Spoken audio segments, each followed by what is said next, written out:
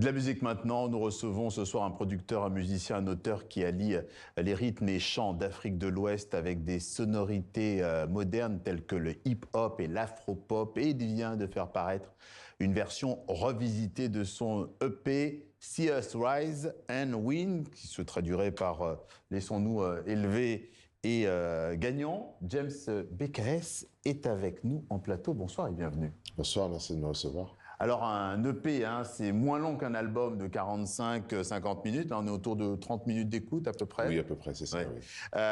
Et dans cet EP, on a un titre qui était déjà là dès la première version, Wetting You Go Shoes. Avant de commencer cette conversation, eh bien, on va écouter un petit extrait et on revient vers vous. D'accord.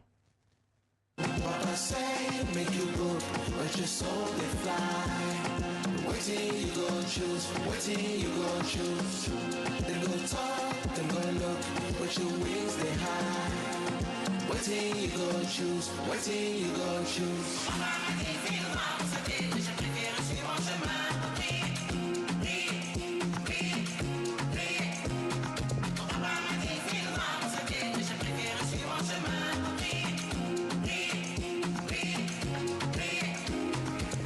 Wetting You Go Shoes, on va y revenir. D'abord, qu'est-ce qui change entre la version initiale de l'EP et cette nouvelle version de luxe?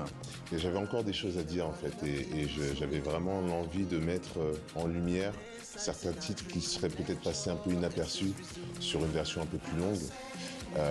Et ces titres-là méritaient d'avoir une vraie exposition. Donc une seconde prise de parole pour moi était nécessaire. Donc c'est relancer un peu l'album aussi, enfin en tout cas l'EP d'une certaine manière, en mettant l'accent sur ces nouveaux titres. Exactement, c'est ça. 3 morceaux, Hold On, Nana Benz et Milli Vanilli. Exactement. Arrêtons-nous un instant sur ce titre, Nana Benz. On va peut-être entendre un petit peu en fond. C'est un hommage à ces femmes d'affaires togolaises qui ont fait fortune dans les commerces textiles dans les années 70-80.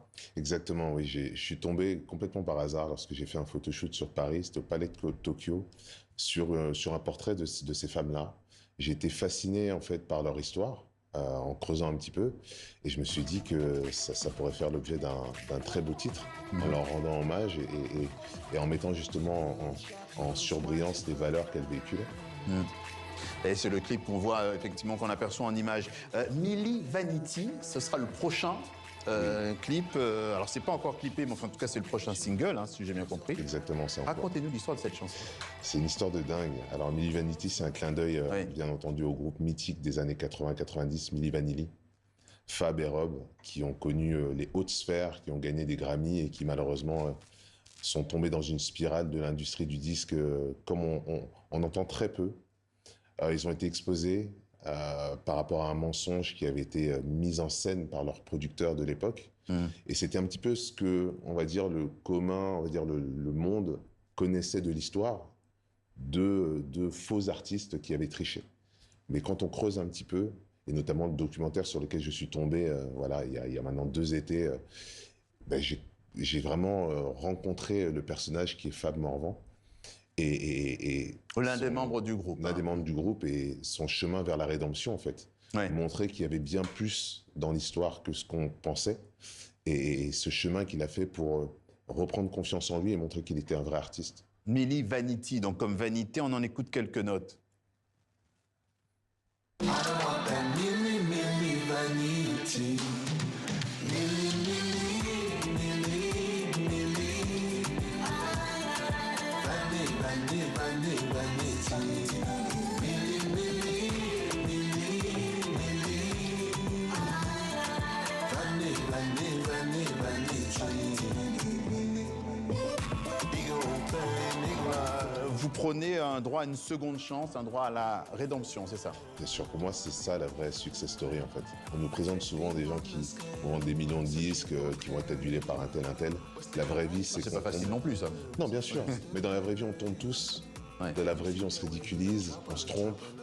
Je pense que les lettres de noblesse vont à ceux qui savent se relever, qui assument leurs erreurs et qui montrent le chemin. Et c'est ce qu'il a fait et ça m'a inspiré. Et Fabrice Morvan qui s'est relevé, c'est ça que vous dites. Exactement. Dans cette EP, See Us Rise and Win, j'y reviens, vous révélez beaucoup de vous. Est-ce que c'est votre projet musical le plus personnel? Complètement. Ouais. C'est vrai que jusqu'à présent, j'avais plus la casquette d'un producteur qui chantait.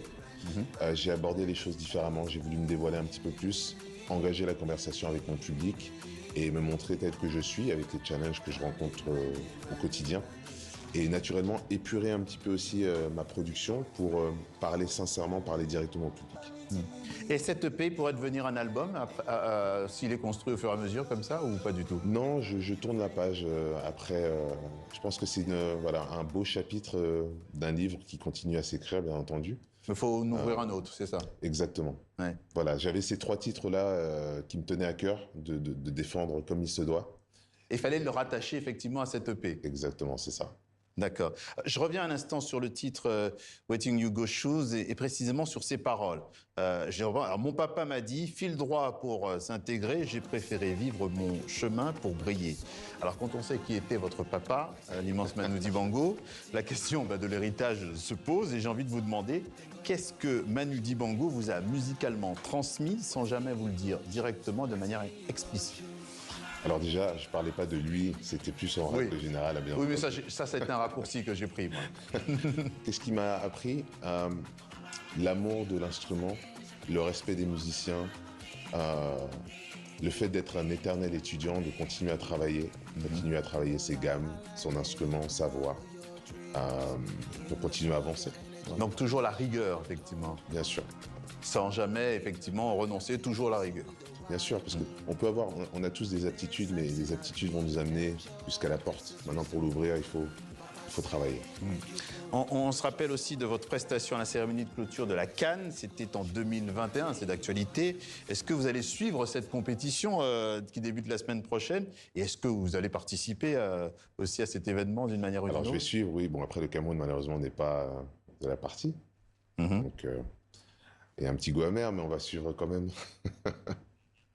Oui, alors j'ai dit la Cannes, j'ai dit la Coupe du Monde, c'est la Cannes, hein, je parlais de la Cannes. Hein. Ah, c'est la Cannes, oui, la Cannes, oui. C'est oui, autant pour moi. Oui, je vais suivre, bien entendu. Oui, parce qu'il me semble bien qu'elle est bien présente à la Cannes.